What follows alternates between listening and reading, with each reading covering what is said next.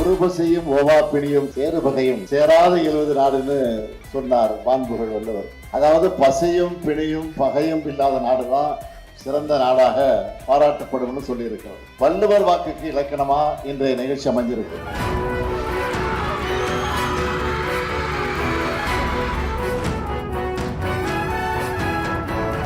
இங்கே வந்து குழந்தைங்க கூட உணவு சாப்பிட்ட உடனே இந்த குழந்தைங்க மாதிரி எனக்கும் எனர்ஜி வந்துருச்சு.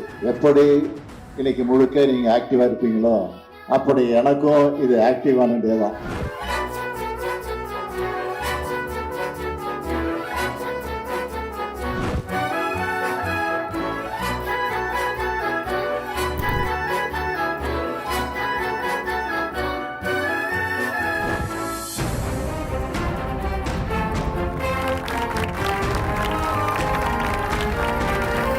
தமிழ்நாட்டில் செயல்படுகிற 37,416 அரசு மற்றும் அரசு உதவி பெறும் தொடக்கப் பள்ளிகளில் படிக்கக்கூடிய 20,59,000 மாணவர்கள் டெய்லி காலையில சூடா சுவையா சத்தா சாப்பிட்டு கிளாஸ் ரூமுக்குள்ள தெம்பா நுழைய போறாங்க.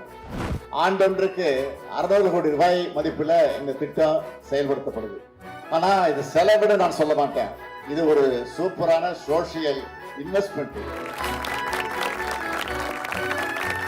எதிர்காலத்துல நினைச்சு பார்க்க முடியாத அளவுக்கு பல மடங்கு லாபத்தை தமிழ் சமுதாயத்துக்கு தரப்போற முதலீடு.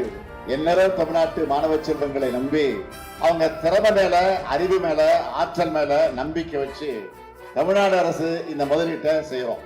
நீங்க எல்லாரும் நல்லா படிச்சு முன்னேறி தமிழ்நாட்டோட வளர்ச்சிக்கும் உயர்வுக்கும் பணியாற்றினா அதுதான் இந்த திட்டத்தோட உண்மையான வெற்றி.